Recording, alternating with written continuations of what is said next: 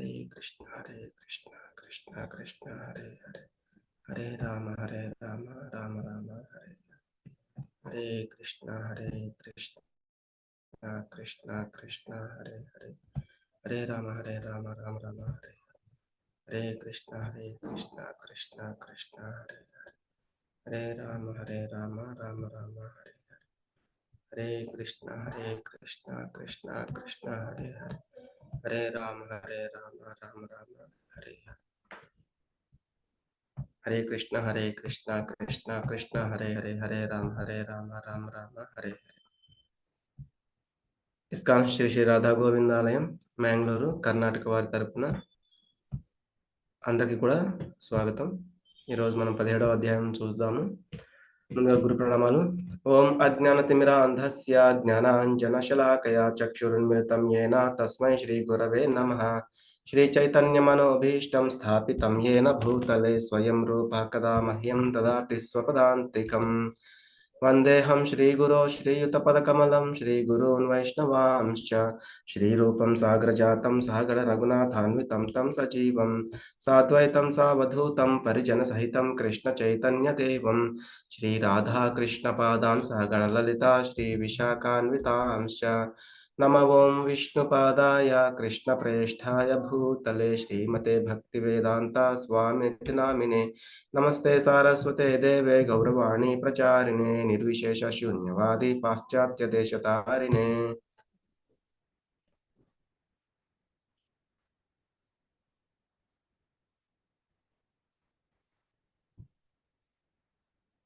हे कृष्ण करुणा सिंधो दीनबंधो जगत्पते गोपेश गोपिका कांता राधा कांत नमोस्तुते. तप्त कांचन गौरांगी राधे वृंदावनेश्वरी वृषभानुसुते देवी प्रणमामि हरिप्रिये. वाञ्छाकल्पतरुभ्यश्च कृपा सिन्धुभ्य एव च पतितानां पावनेभ्यो वैष्णवेभ्यो नमो नमः. जय श्री कृष्ण चैतन्य प्रभु नित्यानंद श्री अद्वैत गदाधर श्रीवासादि गौर भक्त वृंदा. हरे कृष्ण कृष्ण कृष्ण हरे हरे, हरे राम राम राम हरे हरे. हरे कृष्ण कृष्ण कृष्ण हरे हरे, हरे राम राम राम हरे हरे. 16వ అధ్యాయంలో అంటే భగవంతుడు చెప్పిన తర్వాత అర్జునుడికి మళ్ళీ డౌట్ రావడము, ఆయన ఇక్కడ అడుగుతున్నారు. అర్జున ఉవాచ ఏ శాస్త్ర విధిముత్సృజ్య యజంతే శ్రద్ధయాన్వితాః తేషాం నిష్ఠాతు కా కృష్ణ సత్వమాహో రజస్తమః. ఓ కృష్ణ, శాస్త్ర విధులను పాటింపక తమ స్వంత కల్పన ప్రకారము శ్రద్ధా విశ్వాసములతో పూజలు చేసే వారి పరిస్థితి ఏమిటి? వారు సాత్వికుల, రాజసుల లేక తామసుల? అంటే నేను చెప్పాను కదా, తస్మాత్ శాస్త్రం ప్రమాణంతే కార్యాకార్య వ్యవస్థితవు అని. అంటే ఆ శాస్త్రాన్ని పాటిస్తూ చేసేవా సంగతి ఓకే, అలా పాటించకుండా చేస్తే ఏమవుతుంది అని. కాబట్టి ఇక్కడ అర్జునుడు అడుగుతున్నారు. అంటే అలా చేసే వాళ్ళు వాళ్ళ స్వంత కల్పన ప్రకారం వాళ్ళ యొక్క శ్రద్ధ విశ్వాసాలతో ఆ పూజలు చేస్తే వాళ్ళ పరిస్థితి ఏంటి? వాళ్ళు సత్వగుణంలో ఉన్నట్ల, రాజసిక గుణంలో ఉన్నట్ల, లేకపోతే తామసిక గుణంలో ఉన్నట్ల అని ఇక్కడ అడుగుతున్నారు. దానికి భగవానుడు చెప్తున్నారు. శ్రీ భగవానువాచ త్రివిధా భవతి శ్రద్ధ దేహినాం సా స్వభావజ సాత్వికీ రాజసీ చైవ తామసీ చేతి తాం శృణు. శ్రీకృష్ణ భగవానుడు పలికెను, దేహధారి అయిన జీవుడు పొందిన ప్రకృతి గుణములను బట్టి శ్రద్ధ సాత్వికము, రాజసము లేదా తామసికము అని 3 రకాలుగా ఉండును. వాటిని గురించి ఇప్పుడు వినుము. అంటే మనం తెలుసుకున్నట్లుగా మనం 14వ అధ్యాయంలో చూసాము గుణత్రయ విభాగ యోగము. ఆ 3 గుణాలు ఎలా మనల్ని కట్టిపడేస్తాయి అనే విధంగా ఇక్కడ కూడా ఏంటి, శ్రద్ధ ఆ 3 విధాలుగా ఎలా ఉంటుంది అనేది. మనము ఆ 14వ అధ్యాయంలో చూసింది ఏంటంటే యాక్షన్, అంటే మన మీద ఆ గుణాల ప్రభావం ఎలా ఉంటుంది అనేది. ఇక్కడ ఏంటంటే శ్రద్ధ అంటే ఏంటంటే రియాక్షన్. ఆ గుణాలు కనుక మన మీద వాటి యొక్క ప్రభావాన్ని చూపితే మనము దానికి ఎలా రియాక్ట్ అవుతాము అనేది మనకు ఉండే శ్రద్ధ అనమాట. అది 3 విధాలుగా ఉంటుందని మళ్ళీ ఇక్కడ చెప్పడం జరిగింది. ఎందుకంటే మనం ఎన్నో జన్మలుగా ఈ యొక్క దేహాలని తీసుకుంటూనే ఉన్నాము, మళ్ళీ విడిచేస్తాము, మళ్ళీ దేహాలు అనేవి తీసుకుంటూ ఉంటాము, ఒక గుణానికి అనుగుణంగా నడుస్తూ ఉంటాము. ఏ గుణంలో అయితే మనము నడుస్తూ ఉన్నామో అదే మన యొక్క శ్రద్ధ అనమాట. ఉదాహరణకి ఎవరైతే ధర్మబద్ధంగా, భక్తితో, విలువలతో, పద్ధతిగా, న్యాయబద్ధంగా ఇలా ఉంటూ ఉంటారో వాళ్ళేంటంటే సత్వగుణంలో ఉన్నట్లు. ఎవరైతే చెడు సాంగత్యంలో ఇట్లా ఉంటూ ఉంటారో వాళ్ళకేంటంటే చెడు గుణాలనేవి వస్తూ ఉంటాయి. ఎలా అంటే సహవాస దోషంలాగా. మనం ఎవరితో అయితే ఎక్కువగా సహవాసం చేస్తూ ఉంటామో వాళ్ళకి సంబంధించిన అలవాట్లు మనకు వస్తూ ఉన్నట్లుగా అన్నమాట. ఒక తేనెటీగ గనక అన్నీ అంటే ఎలా అయితే మంచి మంచి పూల మీదకి వెళ్ళి ఆ యొక్క తేనెని సేకరిస్తూ ఉంటుంది. అలాగే మనం కూడా ఏంటంటే ఆ మంచి గుణాలను తీసుకోగలిగితే అది సత్వగుణం అవుతుంది. ఇంకా సత్వానురూప సర్వస్య శ్రద్ధా భవతి భారత శ్రద్ధామయోయం పురుషో యో యశ్రద్ధః స ఏవ సః. ఓ భారత, వివిధ ప్రకృతి స్వభావాన్ని బట్టి మానవులందరికీ వారి వారి శ్రద్ధ కలుగుతుంది. శ్రద్ధ లేని వాడంటూ లేడు. ఎవరికి ఎలాంటి శ్రద్ధ ఉంటుందో అలాంటి వాడే అవుతాడు. ఇందాక మనం చెప్పుకున్నట్లుగానే ఎవరెవరు ఎటువంటి వారితో తిరుగుతూ ఉన్నారో, లేకపోతే ఎటువంటి గుణాలు వాటి యొక్క ప్రభావం వారి మీద చూపిస్తూ ఉన్నాయో వాళ్ళ శ్రద్ధ కూడా ఏంటంటే ఆ యొక్క సత్వ గుణంగా గాని, లేకపోతే రాజసిక గుణంగా గాని, లేకపోతే తామసిక గుణంగా అంటే తామసిక శ్రద్ధ, రాజసిక శ్రద్ధ, తామసిక శ్రద్ధ అన్నమాట. ఆ శ్రద్ధ కూడా అలాగే ఉంటుంది. వాళ్ళు అనుసరించే ఆ పూజా విధానాలు కూడా వాటికి సంబంధించియే ఉంటాయి. ఇక్కడ మనం చూస్తే ముగ్గురు అన్నదమ్ములన్నమాట. వీళ్ళ యొక్క శ్రద్ధ ఎలా ఉంది? విభీషణుడేమో సత్వగుణం. అంటే ఆయన సాత్విక ఆ శ్రద్ధ కలిగి ఉన్నాడు. అంటే భగవంతుని మీద, అలాగే మంచి కార్యాల మీద ఆయనకి నమ్మకం అనేది ఉంది. అలాగే రావణుడు ఆయనేంటంటే రాజసికమైన శ్రద్ధలో ఉంటాడు. అలాగే కుంభకర్ణుడు ఈయన తామసికమైన శ్రద్ధలో ఉంటాడు. అంటే ఆ గుణాలు వాళ్ళు వాటిని ఇంకా కలిగి ఉన్నారు కాబట్టి వాళ్ళ శ్రద్ధ కూడా ఏంటంటే వాటికి సంబంధించిందే ఉంటుంది.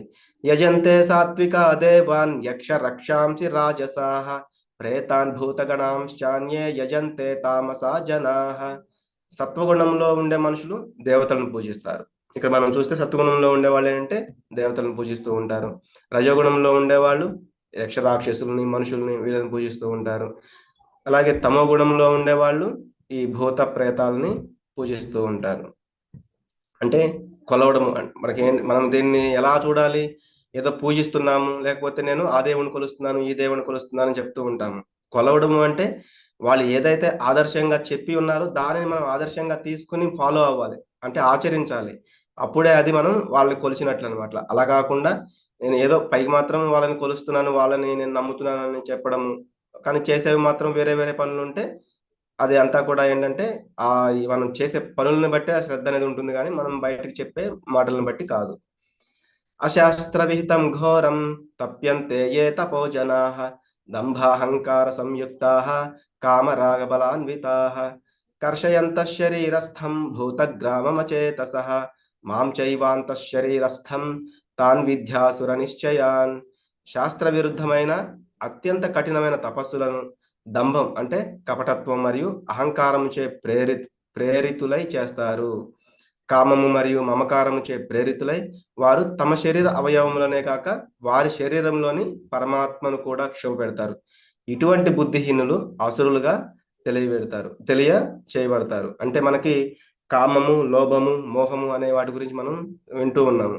అలాగే గ్రంథాలలో చెప్పబడిన వాటి అంటే ఈ కామాన్ని పెట్టుకుని ఈ మోహంలో ఉంటూ ఇంకా పొందాలి, ఇంకా సంపాదించాలి ఇట్లా వీటిలో ఇవన్నీ ఏంటంటే వికర్మలు చేస్తూ ఉంటారు వాటి వల్ల. కాబట్టి గ్రంథాల్లో ఇటువంటివి చెప్పబడలేదు. మనకి అటువంటివి చెప్పబడిన ఏవైతే చేస్తూ ఉంటారో వాళ్ళ గురించి చెప్తున్నారు. వాళ్ళు రజోగుణంలో ఉంటారు. వాళ్ళ యొక్క శరీరాన్ని ఇక్కడ మనకు చూస్తే వాళ్ళ యొక్క శరీరాన్ని కూడా వాళ్ళు ఇబ్బంది కలిగిస్తుంటూ ఉంటారు. పరమాత్మ ఉంటారు. మన దేహమే దేవాలయంగా మనం చెప్తూ ఉంటాము. కాబట్టి పరమాత్మ ఇంతకు ముందు అధ్యాయాల్లో మనకు చెప్తూ ఉన్నారు. అందరి యొక్క దేహాల్లో నేను పరమాత్మ రూపంలో ఉన్నాను అని. కాబట్టి వాళ్ళు ఆ శరీరాన్ని కష్టపెడితే అందులో ఉన్న పరమాత్మ కూడా బాధపడతారనమాట. కాబట్టి భగవానుడు ఇటువంటి వాటిని మెచ్చుకోవట్లేదు. ఇవి మంచి పనులు కాదు. ఇవి రజోగుణంలో ఉండేవాళ్ళు, రాక్షసులు ఇటువంటివి చేసేవాళ్ళు అని, అలాగే తమో గుణంలో ఉండేవాళ్ళు చేసే పనులనమాట ఇవంతా కూడా. కాబట్టి ఇలా చెయ్యకూడదు. అటువంటి వాళ్ళేంటి బుద్ధిహీనులు. వాళ్ళ యొక్క బుద్ధి పనిచేయట్లేదు. వాళ్ళు అసురులుగా చెప్పబడతారని చెప్తున్నారు. అలాగే ఈ యొక్క ఈ శ్రద్ధ అని చెప్పారు కదా! ఆ 3 శ్రద్ధలకు సంబంధించి వాళ్ళ యొక్క ఆహారం ఎలా ఉంటుందనేది చూద్దాము. ఆహారస్త్వపి సర్వస్య త్రివిధో భవతి ప్రియః యజ్ఞస్తపస్తథా దానం తేషాం భేదమిమం శృణు. మనిషి ఇష్టపడే ఆహారం కూడా ప్రకృతి 3 గుణాలను అనుసరించి 3 విధాలు. అలాగే యజ్ఞము, తపస్సు, దానము విషయంలో కూడా ఇది సత్యమే. వాటి మధ్య తేడాలను తెలియజేస్తాను ఇప్పుడు విను అని భగవంతుడు చెప్తున్నారు. అంటే ఆఖరికి ఆహారం గురించి చెప్తున్నారు, యజ్ఞము, తపస్సు, దానము ఇటువంటి వాటి గురించి కూడా ఇక్కడ చెప్పడం జరిగింది. ఆయుస్సత్వబల ఆరోగ్య సుఖ ప్రీతి వివర్ధనాః రస్యా స్నిగ్ధా స్థిరా హృదయ ఆహార సాత్విక ప్రియాః. సత్వగుణంలో ఉన్న వారికి ఇష్టమైన ఆహారాలు ఆయువుని పెంచుతాయి. అలాగే బుద్ధిబలము, ఆరోగ్యము, ఆనందము మరియు సంతృప్తిని ఇస్తాయి. ఇవి రసవంతంగా ఉంటాయి, పుష్టికరము, ఆరోగ్యకరమైనవి మరియు హృదయానికి ఆహ్లాదకరంగా ఉంటాయి. మనం ఈ పిక్చర్లో చూస్తే ఇదంతా కూడా సాత్వికమైన ఆహారము.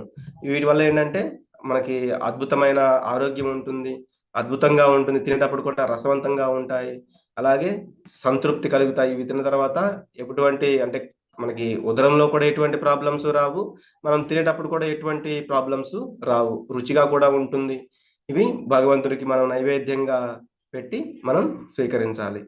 ఇక్కడ మనం చూస్తున్నాం ఫ్రూట్స్ అని, పాలు, పెరుగు, నెయ్యి, లేకపోతే ఇంకా సాత్వికమైన ఏ ఐటమ్స్ అయినా కూడా ఇలా మనం ఇది సాత్విక గుణానికి సంబంధించింది. ఈ ఆహారం ఏంటంటే సాత్వికమైన శ్రద్ధ ఉన్న వాళ్ళు ఇటువంటి ఆహారాన్ని తీసుకుంటూ ఉంటారు. కట్వామ్ల లవణ అత్యుష్ణ తీక్ష్ణ రూక్ష విదాహినః ఆహార రాజసస్యేష్ట దుఃఖ శోకామయ ప్రదాహ. చాలా చేదుగా, చాలా పుల్లగా, ఉప్పగా, వేడి, పదునైన, పొడి మరియు దహనం చేసే ఆహారాలు రాజస గుణం ఉన్న వారికి ప్రియమైనవి. ఇటువంటి ఆహారాలు బాధ, దుఃఖం మరియు రోగాన్ని కలిగిస్తాయి. అంటే రజోగుణంలో ఉండే ఆహారం గురించి అతి చేదుగా అంటే మనం తింటూ ఉంటాం, ఒక్కొక్కసారి చేదుగా ఉన్నా కూడా చాలా పుల్లగా ఉన్నా కూడా, చాలా ఉప్పు ఎక్కువైనా కూడా అవే కావాలని ఇంకా తీసుకుంటూ ఉంటాము. అవి తినేటప్పుడు నాలుకకి మంట పుడుతుంది, లోపలికి వెళ్ళాక ఉదరంలో అంటే కడుపులో కూడా కొంత మంట అని కానీ, నొప్పి అని కానీ ఇట్లా రావచ్చు, బాధగా ఉంటుంది. తర్వాత ఫ్యూచర్లో వీటి వల్ల జబ్బులు కూడా కలుగుతూ ఉంటాయి. ఎందుకంటే ఎక్కువ కారం, ఎక్కువ మసాలాలు ఇటువంటివన్నీ కూడా మనం తీసుకుంటూ ఉంటాము. ఉదాహరణకు మనం ఎగ్జాంపుల్గా చూస్తే బయట ఫాస్ట్ ఫుడ్ సెంటర్స్లో అనమాట, బాగా వేడివేడిగా అంటే ఆల్రెడీ ఉడికిన అన్నాన్ని వేసేసి మసాలాలు అవన్నీ వేసేసి చాలా వేడివేడిగా ఇచ్చేస్తూ ఉంటారు. వాటిని కళ్ళంటి నీళ్లు గారుతూ ఉన్నా కూడా వాటిని తీసుకుని ఆనందిస్తూ ఉంటాం అనమాట. ఇటువంటి ఆహారము రాజసిక గుణంలో ఉన్నది. అలాగే ఇట్లా అనమాట, అంటే ఎక్కువ కారం ఉన్నది. అలాగే యాతయామం గతరసం పూతి పర్యుషితం చయత్ ఉచ్ఛిష్టమపి చామేధ్యం భోజనం తామస ప్రియం. తినడానికి 3 గంటలకు ముందు తయారు చేసిన ఆహారం రుచి లేని, కుళ్ళిన, వాసన పట్టిన మరియు ఇతరులు తినగా మిగిలినవి అంటరాని వస్తువులతో కూడిన ఆహారం తామస గుణం ఉన్న వారికి ప్రియమైనది. ఏదైతే 3 గంటల ముందు వండింది తింటున్నారో, అలాగే ఇక్కడ మనం చెప్పినవి ఇట్లా అంటే పాడైపోయినయి, వాసన వచ్చేసినయి ఫ్రిడ్జ్‌లో పెట్టేసుకొని వాటిని తింటూ ఉంటాం. అంటే మంచి ఆహారం ఫ్రిడ్జ్‌లో పెడితే కొంత నిల్వ చేయడానికే పనికొస్తుంది. అంతేగాని ఆల్రెడీ పాడైపోయినయి, లేకపోతే ఇంకా ఎక్కువ రోజులు ఉండనివి కూడా ఫ్రిడ్జ్‌లో పెట్టుకొని తింటూ ఉంటే అది కూడా తామసిక అంటే తమో గుణంలో ఉండే ఆహారం అవుతుంది. కాబట్టి ఇదంతా కూడా ఇటువంటివి తినకూడదు. దీనివల్ల ఏంటి ఆరోగ్యం పాడవుతుంది. తినేటప్పుడు కూడా అంత రుచిగా ఉండదు. అంతా మనకి తినేటప్పుడు కూడా ఆహ్లాదంగా, ఆనందంగా ఉండదు. కాబట్టి ఈ ఆహారం గురించి ఇక్కడ ఈ 3 శ్లోకాల్లో వాళ్ళు ఎలా అయితే ఏ గుణంలో లేకపోతే వారి యొక్క శ్రద్ధ ఎలా ఉందో అటువంటి ఆహారాన్ని వాళ్ళు స్వీకరిస్తూ ఉంటారు. అలాగే మనం ఏదైతే తింటున్నామో దానిని బట్టే మన యొక్క శరీర ఆకృతి ఉంటుంది. అలాగే మన యొక్క ప్రవర్తన కూడా ఉంటుంది. అఫలాకాంక్షిభిర్యజ్ఞో విధిదిష్టో యజ్జతే యష్టవ్యమేవేతి మనః సమాధాయ సాత్వికః. శాస్త్ర గ్రంథాల యొక్క ఆదేశాల ప్రకారం విధిగా ప్రతిఫలం కోరుకోని వారు మనసులో దృఢ సంకల్పముతో చేసే యజ్ఞము సత్వగుణంతో చేయబడినట్టిది. ఇందాక వరకు మనకి 3 శ్లోకాల్లో ఆహారం గురించి చెప్పారు. ఇప్పుడు వచ్చే 3 శ్లోకాల్లో యజ్ఞాల గురించి చెప్తున్నారనమాట. అందుకే మనకి భగవంతుడు ఆల్రెడీ 10వ అధ్యాయంలో చెప్పారు, యజ్ఞానాం జపయజ్ఞోస్మి. మనకి మనం ఈ ఈ కాలంలో ఏంటంటే యజ్ఞాలు చేయాలి అంటే అవన్నీ కూడా అంటే మంచి నెయ్యి దొరకదు. ఇట్లా మంచి అంటే ఇప్పుడు పర్ఫెక్ట్‌గా మంత్రాలు చదివేంత పురోహితులు కూడా దొరకడం కష్టమవుతూ ఉంటారు. కాబట్టి ఏంటంటే మనం ఈ శాస్త్ర గ్రంథాల యొక్క ఆదేశాల ప్రకారం ఇవి కరెక్ట్‌గా చేసేవాళ్ళు దొరకడం కష్టము. అలాగే చేయించే వాళ్ళు ఎవరైతే ఉన్నారో ఆ ప్రతిఫలం కోరుకోని వాళ్ళు ఉండాలనమాట. దృఢ సంకల్పంతో చేసే యజ్ఞం. ఇట్లా చేసేది సత్వగుణం యజ్ఞంగా చెప్పబడుతూ ఉంటుంది. కానీ రజోగుణంలో సారీ ఇక్కడ మనకి ఆల్రెడీ చైతన్య మహాప్రభు చెప్పారనమాట. ఈ ఈ యొక్క కలియుగానికి ధర్మం ఏంటంటే సంకీర్తన యజ్ఞం. హరే కృష్ణ, కృష్ణ కృష్ణ హరే హరే, హరే రామ, రామ రామ హరే హరే. ఇలా మనకి ఏంటంటే ఈ కలియుగంలో ఈ యజ్ఞమే ఉత్తమమైనది అని చెప్తున్నారు. మనకి సత్యయుగంలోనేమో అప్పట్లో తపస్సులు చేసేవాళ్ళు. అలాగే త్రేతాయుగంలో యజ్ఞాలు చేసేవాళ్ళు. అలాగే ద్వాపర యుగంలో విగ్రహారాధన అనమాట. ఈ కలియుగానికి చెప్పబడిన అవన్నీ మనం ఇప్పుడు చేయలేం కాబట్టి, ఈ యుగంలో కష్టం కాబట్టి మనకి జపయజ్ఞము, నామయజ్ఞము అనేది, సంకీర్తన యజ్ఞం అనేది ఈ యుగానికి చెప్పబడింది. కాబట్టి అది మనం చెయ్యాలి. అభిసంధాయతు ఫలం దంభార్థమపి చైవ యత్ ఇజ్యతే భరత శ్రేష్ఠ తం యజ్ఞం విద్ధి రాజసం. ఓ భరత శ్రేష్ఠ, ప్రతిఫలాపేక్షతో అహంకారంతో చేయబడే యజ్ఞము రజోగుణం యొక్క స్వభావం అని తెలుసుకోవాలి. అంటే మనకి కొంతమంది ఏంటంటే చేస్తూ ఉంటారు కొన్ని కొన్ని యజ్ఞాలు. అంటే చండీ యాగం అని, లక్ష్మీ యాగం అని, ఇట్లా. అంటే చండీ యాగం అంటే ఏంటంటే ఒక ఉద్యోగం కోసం కానీ ఇట్లా చేస్తూ ఉంటారు. లక్ష్మీ యాగం అని, లక్ష్మీ పూజ అని ఇటువంటి చేస్తూ ఉంటారు. వాళ్ళేంటంటే ఏదో ఒక దాన్ని ప్రాఫిట్‌ని కావాలని కోరికలతోటి చేస్తూ ఉంటారు. ఇది రజోగుణంలో ఉండే యజ్ఞము. అలాగే ఏదో ఒక గర్వంతో నా దగ్గర నేను కూడా మనం చర్చించుకున్నాం గదా! నా దగ్గర డబ్బుంది గాబట్టి నేను ఒక గొప్ప పేరు కోసం చేస్తూ ఉండడము. ఇదంతా కూడా రజోగుణానికి సంబంధించింది. అది గర్వంతో చేస్తారు గాబట్టి దానికి పాపం అనేది వస్తూ ఉంటుంది. అది పనికిరాదు. అలాగే తమో గుణంలో ఉన్న వాళ్ళది. విధిహీనమసృష్టాన్నం మంత్రహీనమదక్షిణం శ్రద్ధావిరహితం యజ్ఞం తామసం పరిచక్షతే. శాస్త్ర నిర్దేశాల పట్ల గౌరవం లేకుండా, ప్రసాద వితరణం లేకుండా, వేదమంత్ర ఉచ్చారణ లేకుండా, దక్షిణ లేకుండా అశ్రద్ధతో ఆచరించేది ఇటువంటి యజ్ఞాన్ని తామస యజ్ఞం అని చెప్తున్నారు. అంటే ఇక్కడ చూడండి, వాళ్ళు ఒక యజ్ఞం లాగంటే వాళ్ళు ఏదో చేస్తున్నారనమాట. సంబంధం లేదు. ఇట్లా శాస్త్ర నిర్దేశాలకి వ్యతిరేకంగా చేస్తూ ఉంటారు. అక్కడ ఒక ప్రసాద వితరణ జరగదు. ఎందుకంటే ఒక మంచి యజ్ఞం చేస్తున్నాము అంటే అక్కడ అందరికీ ప్రసాదం వితరణ చేయాలి. సాత్విక గుణానికి అందరిని తీసుకొచ్చేలాగా ప్రయత్నం చేయాలి. అలాగే అక్కడ ఉన్న పురోహితులకి వాళ్ళకి సంభావన అంటే వాళ్ళకి దక్షిణ ఇవ్వాలి. వేదమంత్ర ఉచ్చారణ అనేది బాగా జరగాలి. ఇట్లా ఇదంతా దీనికి వ్యతిరేకంగా ఏదైతే ఉందో ఇటువంటి వాటిని పట్టించుకోకుండా వీళ్ళు ఏదైతే చేస్తూ ఉంటారో అది తమోగుణ యజ్ఞం లాగా అన్నమాట. దేవద్విజ గురు ప్రాజ్ఞ పూజనం శౌచమార్జవం బ్రహ్మచర్యమహింసా చ శారీరం తప ఉచ్యతే. దేవతలను, బ్రాహ్మణులను, గురువులను, తల్లిదండ్రులు వంటి పెద్దలను పూజించడం, పవిత్రంగా ఉండడం, శుచిత్వము, సరళత్వము, బ్రహ్మచర్యము, అహింస అనేవి శరీరంతో చేసే తపస్సులు. ఇప్పటి వరకు మనం ఏంటంటే యజ్ఞం గురించి చూసాము. ఇప్పుడు తపస్సు. తపస్సు అంటే ఆ సత్యయుగంలో లాగా వెళ్ళిపోయి సంవత్సరాలు తపస్సు చేయడం కాదనమాట. మనము ఎలా అయితే మన గృహంలో ఉన్నాము, మన సమాజంలో ఉన్నాము, సంఘంలో ఉన్నాము, ఇక్కడ ఉంటూ కూడా శరీరంతో చేసే తపస్సు ఎలా ఉండాలనేది ఇక్కడ చెప్తున్నారు. ఎలా అంటే మనకి ఈ దేవతల్ని, అలాగే బ్రాహ్మణులని, గురువులని, తల్లిదండ్రులు వంటి పెద్దలని వీళ్ళందరినీ కూడా గౌరవించాలి. అప్పుడు అది మనం చేసే తపస్సు, మనం శారీరకంగా చేసే తపస్సు. ఎలా అంటే పెద్దవాళ్ళు కనిపించినప్పుడు మనం సాష్టాంగ ప్రణామం, గురువు లాంటి వాళ్ళు కనిపించినప్పుడు. అలాగే పెద్దవాళ్ళు కనిపిస్తే 2 చేతులు జోడించి నమస్కారం చేయడం. కానీ ఇప్పుడేంటంటే అంతా హాయ్, బాయ్ ఇట్లా అయిపోయిందనమాట. ఇటువంటివి. అలాగే పెద్దలను పూజిస్తూ ఉండాలి. ఎప్పుడు కూడా పవిత్రంగా ఉండాలి, శుచిత్వంగా ఉండాలి, సరళత్వంగా ఉండాలి. బ్రహ్మచర్యాన్ని, అహింస అనేవి శరీరంతో చేసే తపస్సులు అని ఇక్కడ చెప్తున్నారు. అలాగే సత్కారమాన పూజార్థం తపోదంభేన చైవ యత్ క్రియతే తదిహ ప్రోక్తం రాజసం చలమధ్రువం.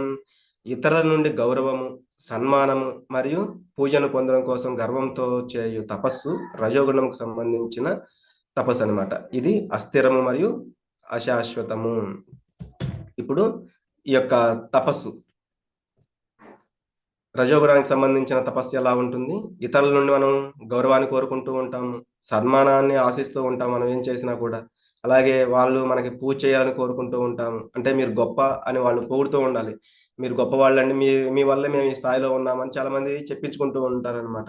అది దేనికి కూడా పనికిరాదు. ఈ రజోగుణానికి సంబంధించింది. ఇది అస్థిరం. అంటే ఇది స్థిరంగా ఉండదు. మారుతూ ఉంటుంది. అశాశ్వతం. ఈరోజు పొగుడుతారు. వాళ్ళు ప్రతిసారి పొగడాలని లేదు. అప్పుడు వాళ్ళు అంత ఫీల్ అవ్వరనమాట. అంటే నాకు గౌరవం దక్కట్లేదని బాధపడుతూ ఉంటారు. అలాగే ఇక్కడ ఒక 2 శ్లోకాలు మిస్ అయినాయి. నేను బుక్‌లో చూసి చెప్తాను. మీకు పీడిఎఫ్ ఉంటే మీరు కూడా చూసి చూడొచ్చు. 17వ అధ్యాయంలో 15వ శ్లోకం. అనుద్వేగకరం వాక్యం సత్యం ప్రియహితం చయత్ స్వాధ్యాయాభ్యసనం చైవ వాంగ్మయం తప ఉచ్యతే. అంటే వాక్కుకు సంబంధించి చెప్తున్నారు. సత్యమైనవి మాట్లాడాలి, ప్రియమైనవి మాట్లాడాలి, లాభకరమైనవి, ఇతరులకు కలతను కలిగించనివి అయిన మాటలను పలకడము. ఇదేగాక నిత్యము కూడా వైదిక శాస్త్రాలను చదవడము వాచిక తపస్సులో ఉంటాయి. అంటే నిజాయితీగా మాట్లాడాలని చెప్తున్నారు. ఆ నిజాయితీ ఒక్కోసారి నిజాయితీగా మాట్లాడేటప్పుడు కూడా మనం ఇతరులను కష్టపెట్టేదిగా ఉండకూడదు. అంతేగాక స్వాధ్యాయాభ్యసనం అంటే ఆత్మ సాక్షాత్కార జ్ఞానం అనేది కూడా మనం తెలుసుకోవాలి. కృష్ణుడు భగవంతుడి గురించి ఏదైనా మాట్లాడితే భగవంతుడు, లేకపోతే ఈ యొక్క శాస్త్రాలు, లేకపోతే మంచి మాటలను పలుకుతూ ఉండడము, ఇలా మాట్లాడాలి. అంతేగాని భౌతికమైనవి, ఈ గ్రామ్య కథలు ఇటువంటి వాటిని మాట్లాడుతూ ఎక్కువ టైం అనేది వ్యర్థం చేయకూడదు. అంటే మనం చెప్తూ ఉంటాము, నేనే వాళ్ళ యొక్క పొజిషన్‌లో ఉంటేనా అంటే వాడు సరిగ్గా చేయలేకపోయాడు. నేనైతే ఇంకా బాగా చేసేవాడిని. నేనైతే ఇంకా గొప్పగా చేసేవాడిని అని చెప్తూ ఉంటారు. అదంతా కూడా వ్యర్థం. అందుకే మనకు ఉపదేశామృతంలో చెప్తారనమాట. వాచో వేగం మనసః క్రోధ వేగం అని. వాచో వేగాన్ని మనం అంటే స్పీడ్ అనే దాన్ని తగ్గించుకోవాలి. నేను ఇప్పుడే చెప్పేయాలి అని చెప్పి అందరూ కొంతమంది ఏంటంటే చాలా స్పీడ్‌గా ఆలోచిస్తూ ఉంటారు. నేను ఇప్పుడు వెంటనే చెప్పేసేయాలి. లేకపోతే ఆహ్, అది వాళ్ళకి చెప్పకపోతే నాకు నిద్ర పట్టదు అన్నట్లుగా ఉంటూ ఉంటారు కదా! అలా. కాబట్టి ఆ వాచో వేగం అనే దాన్ని అనవసరంగా మాట్లాడేదాన్ని తగ్గించుకోవాలి. మన వాక్కుల్ని అదుపులో పెట్టుకోవాలి. అవసరమైతేనే మాట్లాడాలి. ఊరికే మాట్లాడాము అంటే మనం ఇతరులని బాధ పెట్టినట్లు కూడా అవుతుంది. ఒక్కోసారి మనకు తెలియకుండా వాళ్ళని బాధ పెట్టేస్తూ ఉంటాము. అందుకే ఏదైనా మాట్లాడేటప్పుడు నిన్న కూడా చెప్పాను గదా! 3 విషయాలు మనం గుర్తుంచుకోవాలి. 3 లాక్స్ అని చెప్తారు. ఒకటి, మనం ఎవరి దగ్గరో విన్నాము. అది నిజమా? కాదా? అలాగే మనము దాన్ని ఇప్పుడు చెప్తున్నాము. అది నిజమా? కాదా? అని తెలుసుకొని అక్కడ వాళ్ళకి చెప్పాలి. రెండవది, ఇది నాకు ఆధ్యాత్మికంగా ఉపయోగపడుతుందా? లేదా? అంటే నేనిప్పుడు ఈ చెప్పే విషయము, ఇది నాకు ఆధ్యాత్మికంగా ఉపయోగపడుతుందా? లేదా? ఇది రెండవ లాకు. మూడవ లాక్ ఏంటి అంటే, అసలు నేనిప్పుడు వీళ్ళకి ఇది చెప్పడం అవసరమా? కాదా? ఇట్లా ఈ 3 ఆలోచించుకొని మన యొక్క వాక్ అనే దాన్ని యూజ్ చేయాలి. కాబట్టి మాట్లాడేది అనుద్వేగకరం వాక్యం అని చెప్తున్నారు అందుకే ఈ 15వ శ్లోకంలో. అలాగే 16వ శ్లోకంలో చెప్తున్నారు. మనఃప్రసాద సౌమ్యత్వం మౌనమాత్మ వినిగ్రహః భావ సంశుద్ధిరిత్యేతత్ తపో మానసముచ్యతే. సంతృప్తి, సరళత్వము, మౌనము, ఆత్మనిగ్రహము, స్వీయ అస్తిత్వాన్ని శుద్ధిపరచుకోవడము అనేవి మానసిక తపస్సులు. మనకి ఫస్ట్ ఏమో శారీరక తపస్సు గురించి చెప్పారు సత్వగుణంలో. రెండవదేమో వాక్కు గురించి చెప్పారు. ఇప్పుడేమో మనస్సు. మనసు అనేది చంచలమైనది. అటు ఇటు వెళ్తూ ఉంటుంది. కాబట్టి మనం మన మనస్సుని మన ఇంద్రియ నిగ్రహం కోసం ఉపయోగించుకోవాలి. అందుకే మనకి ఈ యొక్క గొప్ప ఆర్భాటాలకు వెళ్ళొద్దు అని చెప్తూ ఉంటారు. ఎందుకు? మన మనసు మనం ఇంకా గొప్పగా ఏదో చేస్తూ ఉంటే మనకి పేరొస్తుందని అట్లా ఆలోచిస్తూ ఉంటూ ఉంటాం అప్పుడప్పుడు. అటువంటి ఆర్భాటాలకు వెళ్ళకుండా దృఢ నిశ్చయం కలిగి ఉండాలి. సంతృప్తిగా ఉండాలి. లేని వాటి గురించి బాధపడకూడదు. అలాగే మన మనసుకు సంబంధించిన ఈ తపస్సనేది అందరం కూడా పాటించడానికి ప్రయత్నం చేస్తూ ఉండాలి. ఇట్లా ఈ యొక్క ఆ 3 శ్లోకాల్లో కూడా చెప్పడం జరిగింది. ఇంకా ఏం చెప్తున్నారంటే, మూఢగ్రాహేణాత్మనో యత్ పీడయా క్రియతే తపః పరస్యోత్సాదనార్థం వా తత్తామసముదాహృతం. తనను తాను హింసించుకుంటూ ఇతరులను నాశనం చేయడం లేదా గాయపరచడం వంటి మూర్ఖత్వంతో చేయు తపస్సు తమో గుణమునకు సంబంధించిందని చెప్తారు. ఎక్కువగా రాక్షసులు, లేకపోతే అసురులు వీళ్ళేం చేస్తూ ఉంటారు? వాళ్ళ యొక్క శరీరాన్ని హింసించుకుంటూ ఉంటారు. ఇప్పుడు హిరణ్యకశిపుడు ఏంటంటే ఆయన యొక్క 23,000 సంవత్సరాల వరకు తపస్సనేది చేయడం జరిగింది. ఎందుకంటే వాళ్ళ యొక్క ఆయుష్ ఆ కాలంలో 1,00,000 సంవత్సరాల దాకా ఉంటుందని చెప్తారనమాట. కాబట్టి ఆయన 23,000 సంవత్సరాలు ఆ ఘోరమైన తపస్సును చేశారు. ఎందుకు? బ్రహ్మ కోసం. ఎందుకు అంటే బ్రహ్మగారు వచ్చి వరాలిస్తారు. నేను మరణించకూడదు అని అడుగుతారనమాట. అలా కాకుండా ఇంకేదన్నా అంటే అట్లా మరణించకుండా ఇవ్వలేను అంటే అక్కడ కాదు, ఇక్కడ కాదు, అందు కాదు, ఇట్లా చాలా చాలా నేను వారితో చంపబడకూడదు, వీరితో చంపబడకూడదు, వాళ్ళు ఎండాకాలం అవ్వకూడదు, వానాకాలం అవ్వకూడదు, లేకపోతే ఇది సూర్యుడు ఉన్న సమయం కాదు, చంద్రుడు ఉన్న సమయం కాదు, ఇట్లా చాలా కోరుకుంటారనమాట. ఇంటి లోపల కాదు, బయట కాదు, ఇటువంటివన్నీ కోరుకుంటారు. అవి కోరుకోవడానికి ఆయన ఆయన యొక్క శరీరాన్ని ఒక పుట్టలాగా ఒక బాగా బక్కచిక్కిపోయి చాలా కష్టంగా ఆయన శరీరాన్ని హింసించుకొని చేస్తారు. కానీ అది ఉపయోగపడిందా అంటే లేదు. అలాగే భస్మాసురుడు ఈయన కూడా శివుడిని మెప్పించడానికి ఘోరమైన తపస్సును చేశారు. కానీ శివుడు వచ్చి అడిగినప్పుడు నేను ఎవరు అంటే వాళ్ళకి ఏ కోరిక సరిగా కోరుకోవాలో కూడా తెలియదు. తొందరలో ఏంటి నేను ఎవరి చేయి మీద పెడితే వాళ్ళు భస్మం అయిపోవాలని కోరుకున్నారు. మళ్ళీ అది పరీక్షిస్తుందో లేదో అని అది పని చేస్తుందో లేదోనని శివుడి మీదనే పరీక్షించడానికి చూస్తూ ఉంటారు. ఇలా వీళ్ళేంటంటే వాళ్ళ యొక్క శరీరాన్ని వాళ్ళు హింసించుకుంటూ ఉంటారు. అలాగే ఇతరులను కూడా ఇబ్బంది పెడుతూ ఉంటారు. ఇప్పుడు భస్మాసురుడిని చూస్తే మళ్ళీ శివుడి మీదకి వెళ్ళిపోతారు. అంటే వాళ్ళ ఇతరులను కూడా ఏంటంటే బాధ పెడుతూ ఉంటారు. ఇట్లా. అలాగే నెక్స్ట్ ఏంటంటే దానం గురించి. దానం ఎలా చేయాలి? ఎవరెవరికి చేయాలి అనేది. దాతవ్యమితి యద్దానం దీయతేనుపకారిణే దేశే కాలే చ పాత్రే చ తద్దానం సాత్వికం స్మృతం. ప్రతిఫల వాంఛ లేకుండా సరైన సమయంలో, సరైన ప్రదేశంలో యోగ్యుడైన వ్యక్తికి కర్తవ్య భావనతో ఇవ్వబడు దానము సత్వగుణంకు సంబంధించిందిగా చెప్పబడుతుంది. సత్వగుణము అంటే అన్నిటికంటే ఉత్తమమైనది. ఆ గుణంలో ఉంటూ మనం దానం చేయాలి. దానికి ఇంకా ఉత్తమమైనది ఏంటి అంటే భగవద్గీత దానం చేయడము. ఇచ్చిన వారికి మంచిది, తీసుకున్న వాళ్ళకు కూడా అది మంచిది.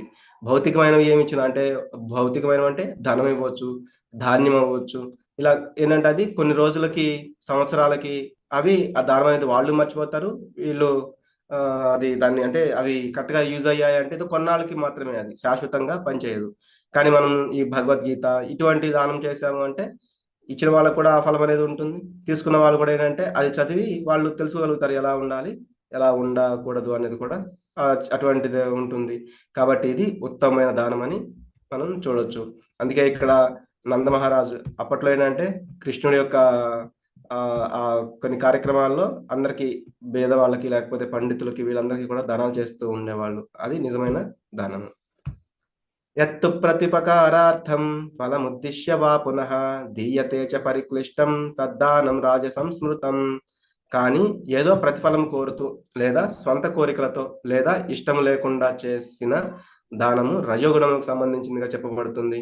అంటే రజోగుణము పేదవాళ్ళకి ఏదో దానం ఇస్తూ ఉంటారు, ఫోటోలు దిగుతూ ఉంటారు, గొప్పలు చెప్తూ ఉంటారు, మేము వీళ్ళకి ఇంత చేశాము అంత చేశాము అంటే చేసేది రూపాయి అవ్వచ్చు, దాని పబ్లిసిటీ ఏంటంటే 1000 రూపాయలలాగా చెప్తూ ఉంటారు. ఇట్లా గొప్పలు చెప్పుకుంటూ ఉంటారు. లేకపోతే కొంత దానం చేస్తారు, చేసిన తర్వాత పక్కకు వచ్చి చెప్తూ ఉంటారు కొంతమంది. అరే నా దగ్గర వీడు ఈరోజు ఇంత లాగేశాడు, నేను చేయి జారేశాను, వాడు నా దగ్గర ఇంత ఈరోజు తీసేసుకున్నాడు అని. ఇట్లా అంటే బాధపడతారు, దానం చేసిన తర్వాత బాధపడుతూ ఉంటారు. అలాగే ఏంటంటే కొన్ని మందిరాలకు కానీ లేకపోతే వాటికి ఇట్లా ఇచ్చి పెద్ద పెద్ద లెటర్స్ తోటి ఆ యొక్క గోడల మీద వాటి మీద వీటి మీద పేర్లు రాపించుకుంటూ ఉంటారు. ఇట్లా అన్నమాట. ఇదంతా కూడా ఏంటంటే వాళ్ళకు గొప్ప కోసం చేసేది రజోగుణం దానం. అలాగే అదేశకాలే యద్దానం అపాత్రేభ్యశ్చ దీయతే అసత్కృతమవజ్ఞాతం తత్తామసముదాహృతం. అనువు కాని చోట అకాలంలో అపాత్రుడికి అగౌరవంగా అవమానకరంగా ఇచ్చేదానం తమోగుణంకు సంబంధించిందిగా చెప్పబడుతుంది. అంటే కరెక్ట్ ప్లేస్ కాదు. ఒక్కొక్కసారి ఏం చేస్తాం మనం, ఏ బార్ దగ్గర ఎవరికో ఇచ్చేస్తూ ఉంటాము, లేకపోతే రోడ్డు మీద ఇచ్చేస్తూ ఉంటాము. వాళ్ళు వాటిని వేటికి యూజ్ చేస్తున్నారో మనకి తెలియదు. అలాగే అకాలంలో ఒక పర్ఫెక్ట్ కాలము అంటే అది మనము వాళ్ళకి ఇచ్చాము అంటే వాళ్ళకి అది సరైన ఉపయోగపడవచ్చు. కానీ మనం అది కూడా చూసుకోము, ఈసారి ఇది ఇచ్చే టైమా కాదా అని. అలాగే అపాత్రుడు అసలు అతనికి అర్హత ఉందా, దానం తీసుకునే అర్హత ఉందా లేదా అని కూడా చూసుకోము. అలాగే ఒక్కొక్కసారి అగౌరవంగా అంటే ఇసిరేస్తూ ఉంటారనమాట. అలాగే అవమానకరంగా తిడుతూ ఇస్తూ ఉంటాం అనమాట. ఇటువంటివి తమో గుణానికి సంబంధించిన దానము. అలాగే ఇక్కడ చూడండి, ఇతను ఏమడుగుతున్నాడు, నేను ఈ డ్రగ్స్ తీసుకోవాలి, మత్తు పానీయాల కోసం నాకు మీరు దానం చేయండి అని. ఇదంతా ఏంటంటే తమో గుణానికి సంబంధించిన, వాళ్ళు అడిగే అతను కూడా తమో గుణంలో ఉన్నాడు, వాళ్ళకి దానం చేస్తే ఇచ్చే అతను కూడా తమో గుణంలో ఉన్నట్లుగాని. ఓం తత్సదితి నిర్దేశో బ్రహ్మణస్త్రివిధ స్మృతః బ్రాహ్మణాస్తేన వేదాశ్చ యజ్ఞాశ్చ విహితాః పురా సృష్టి ప్రారంభం నుండి ఓం తత్ సత్ అనే 3 పదాలు పరబ్రహ్మంను సూచించడానికి వాడబడ్డాయి. భగవంతుని సంతృప్తి కోసం వేద పఠనము మరియు యజ్ఞాలు చేయునప్పుడు బ్రాహ్మణులు ఈ 3 పదాలను ఉపయోగిస్తూ ఉంటారు. మనము ఎప్పుడైతే దానాలు చూసామో 3 రకాల గురించి దానాలను చెప్పారు. ఆ దానం కూడా మనం కూడా చేస్తూ ఉంటాము. కానీ వాటిల్లో 99% ఏంటంటే తమో గుణానికి సంబంధించి. అంటే వాళ్ళకది అసలు అతను పాత్రుడా? కాదా? మనం చేస్తున్నది కూడా అపాత్ర దానమా? పాత్ర దానమా? అని తెలుసుకోకుండా చేస్తూ ఉంటాము. ఎందుకంటే మనం ఏమనుకుంటామంటే అతను చాలా కష్టాల్లో ఉన్నాడు. సర్వరోగ నివారణ ఏంటి అంటే ధనము. కాబట్టి ధనం ఇచ్చేస్తే సరిపోతుంది అని అనుకుంటూ ఉంటాము. ధనం ఇచ్చేస్తే అన్ని బాధలు, అన్ని కష్టాలు కూడా తీరిపోతూ ఉంటాయని. కానీ మనం ఆలోచించాల్సిందేంటి? అనాథ శరణాలయాలు, మందిరాలు, లేకపోతే అవసరమున్న వాళ్ళకి బట్టలు ఇవి ఇవ్వడము, లేకపోతే నిజంగా ఆకలితో ఉన్న వాళ్ళకి ప్రసాదాన్ని ఇస్తూ ఉండడము. ఇట్లా అంటే భగవంతునికి సంబంధించిన నైవేద్యాన్ని ప్రసాదంగా వాళ్ళకి ఇవ్వడము. ఇటువంటివి చేస్తే మనం సత్వగుణంలో ఉన్న వాళ్ళం అవుతాము. లేకపోతే తమో గుణంలో ఉన్న వాళ్ళగా అవుతాము. కాబట్టి అలాగే ఇక్కడ ఏం చెప్తున్నారు? సృష్టి ప్రారంభం నుంచి కూడా ఏదైనా యజ్ఞాలు వీటికి చేసేటప్పుడు ఓం తత్ సత్ అనే ఆ పరబ్రహ్మాన్ని సూచించబడడానికి ఉన్న ఆ పదాలని వాడుతూ ఉంటారు. ఈ భగవంతుని సంతృప్తి కోసం వేద పఠనము మరియు యజ్ఞాలు చేయనప్పుడు బ్రాహ్మణులు ఈ 3 పదాలని ఉపయోగిస్తుంటారని చెప్తున్నారు. కాబట్టి యజ్ఞములు చేయటంలో, దానం ఇవ్వటంలో, తపస్సులు ఆచరించటంలో, వేద విధులు, వైదిక ఉపదేశాలను అనుసరిస్తూ ఎల్లప్పుడూ ఓంకారంతో ప్రారంభిస్తారు. అందుకే మనకి 7వ అధ్యాయంలో చెప్పారు. ప్రణవ మంత్రాల్లో నేను ఓంకారాన్ని, అలాగే భగవంతుడు ఇది ఋగ్వేదం నుండి చెప్పబడిందని మనకి చెప్తూ ఉంటారు. ప్రతిఫలములను ఆశించని వారు, ఈ భౌతిక బంధనముల నుండి విముక్తి పొందడానికి ప్రయత్నించేవారు తపస్సు, యజ్ఞము మరియు దానము చేసేటప్పుడు తత్ అన్న పదాన్ని వాళ్ళు సూచిస్తూ ఉంటారు. తత్ అంటే ఏంటంటే అది మోక్షంలో వెళ్ళడానికి ఈ పదాన్ని, అంటే మోక్షాన్ని పొందడానికి ఈ పదాన్ని ఎక్కువగా వాడుతూ ఉంటారు. అలాగే భౌతికమైన చిక్కులు ఏవైనా ఉంటే వాటి నుంచి మనం విడిపడడానికి అలా అంటే మనం చేసే ఈ దానం గాని, యజ్ఞాలు గాని వాటితో ఆ ప్రతిఫలం గురించి ఆలోచించకుండా చేస్తూ ఉంటాము. ఇది కూడా చాందోగ్య ఉపనిషత్తు నుంచి తీసుకున్నారు. సద్భావే సాధుభావే చ సదిత్యేతత్ ప్రయుజ్యతే ప్రశస్తే కర్మణి తథా సచ్చబ్దస్ప్రార్థయుజ్యతే. సత్ అన్న పదానికి అర్థం సనాతనమైన, అస్తిత్వము మరియు మంగళప్రదము అని. ఓ అర్జున, అది శుభప్రదమైన కార్యమును సూచించడానికి కూడా వాడబడుతుంది. అలాగే యజ్ఞము, తపస్సు మరియు దానములు ఆచరించుటలో నిమగ్నమవటాన్ని కూడా ఈ సత్ అన్న పదము వివరిస్తుంది. కావున ఈ ప్రయోజనముతో ఉన్న ఏ పని అయినా సత్ అనబడుతుంది. అంటే సత్ అంటే భగవంతునికి చేరాలి అని పలుకుతూ చేసేది. ఇది కూడా ఒక ఉపనిషత్తు, చాందోగ్య ఉపనిషత్తు నుంచి తీసుకున్నారు. కాబట్టి శాశ్వతంగా ఉండే వాటి గురించి మనం ఆలోచించాలి. అందుకే మనకి ఈ ధనము, ఈ యవ్వనము, ఈ గర్వము ఇవన్నీ కూడా ఏంటంటే హరతి నిమేషం. అంటే ఆ హారతి కర్పూరం ఎలా అయితే కొంచెం సేపే వెలుగుతుందో అలాగే మనకి ఉన్నయన్నీ కూడా ఏంటంటే కొంతసేపే అన్నమాట. అందుకే మనం శాశ్వతమైన దాని గురించి ఆలోచించాలి. అశ్రద్ధయా హుతం దత్తం తపస్తప్తం కృతం చ యత్ అసదిత్యుచ్యతే పార్థ నచ తత్ప్రేత్య నో ఇహ. ఓ పార్థ, భగవంతునిపై విశ్వాసం లేకుండా చేయు యజ్ఞము, దానము లేదా తపస్సు వంటివి ఏదైనా అశాశ్వతము. అంటే మనకుండే శ్రద్ధ, విశ్వాసం అంతా కూడా భగవంతుని మీద లేకుండా ఉంటే గనక అటువంటి సంబంధించిన యజ్ఞం అవ్వచ్చు, దానికి సంబంధించిన దానం అవ్వచ్చు, లేకపోతే తపస్సు అవ్వచ్చు. ఇది ఏదైనా కూడా శాశ్వతమైన ఫలితాలని ఇవ్వదు. తాత్కాలికం అన్నమాట ఇవన్నీ కూడా. ఇది అసత్ అని పిలువబడుతుంది. సత్ అంటే శాశ్వతము, అసత్ అంటే అశాశ్వతము. ఇది ఈ జన్మలో మరియు తర్వాతి జన్మలో కూడా అది పనికిరానిది అని చెప్తున్నారు. ఎందుకు? ఈ జన్మలో కూడా మనము ఆ యొక్క కర్మబంధనం అంటే అది మంచిది కాదు కాబట్టి వాటిని మనం ఆలోచిస్తూ చేస్తున్నాం కాబట్టి ఈ జన్మలోనూ కూడా మనం ఇబ్బంది పడతాము. తర్వాతి జన్మలో ఏంటంటే మనము చేసే దానం ఎవరికో ఇస్తూ ఉంటాము. దానివల్ల పాపం కలుగుతుంది. లేకపోతే ఇచ్చేవాడు ఇప్పుడు తీసుకుంటాడు. నెక్స్ట్ లైఫ్‌లో మనం తీసుకునేవాడిగా ఉండొచ్చు. వాడు ఇచ్చేవాడిగా ఉండొచ్చు.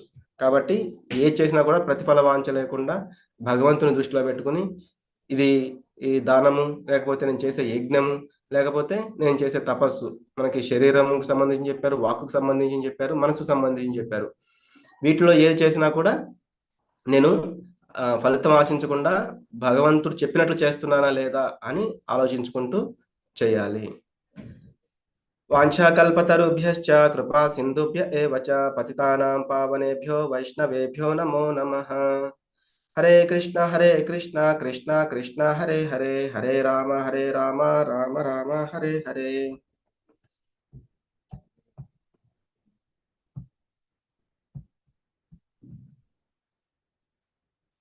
మీరు కూడా అందరూ అన్మ్యూట్ చేసుకుని ఈ మంత్రాన్ని పలకడానికి ప్రయత్నం చేయండి. ఒక 3 టైమ్స్ అలా అందరూ అన్మ్యూట్ చేసుకుని చెప్పండి. హరే కృష్ణ హరే కృష్ణ హరే కృష్ణ హరే కృష్ణ కృష్ణ కృష్ణ హరే హరే, హరే రామ రామ రామ హరే హరే. కృష్ణ హరే హరే, హరే రామ రామ రామ హరే హరే. హరే కృష్ణ కృష్ణ కృష్ణ హరే హరే, హరే రామ రామ హరే హరే. హరే హరే కృష్ణ కృష్ణ కృష్ణ హరే హరే, హరే రామ రామ హరే హరే. రామ హరే రామ రామ రామ హరే హరే. హరే హరే రామ రామ హరే హరే. కృష్ణ కృష్ణ కృష్ణ హరే హరే, హరే రామ రామ హరే కృష్ణ కృష్ణ హరే హరే, హరే రామ రామ హరే హరే. అందరికి ధన్యవాదాలు. కృష్ణం వందే జగద్గురు. రేపు 18వ అధ్యాయము చూద్దాము. ఈరోజు ఇక్కడితో విరామం తీసుకుని 18వ అధ్యాయం ఏంటంటే, ఇప్పటి వరకు మనం 17 అధ్యాయాలు చూసాము. వీటి యొక్క సారాంశము, అలాగే అసలు భగవంతుడు ఏం చెప్తున్నారు, ఎలా ఉండాలని చెప్తున్నారు, వీటన్నిటికీ కూడా సమ్మరీ లాగా కూడా మనం రేపు చూద్దాము. అందరికీ ధన్యవాదాలు అటెండ్ అయినందుకు. రేపు కూడా అందరూ ఎవరు మిస్ కాకుండా అటెండ్ అవ్వండి. హరే కృష్ణ.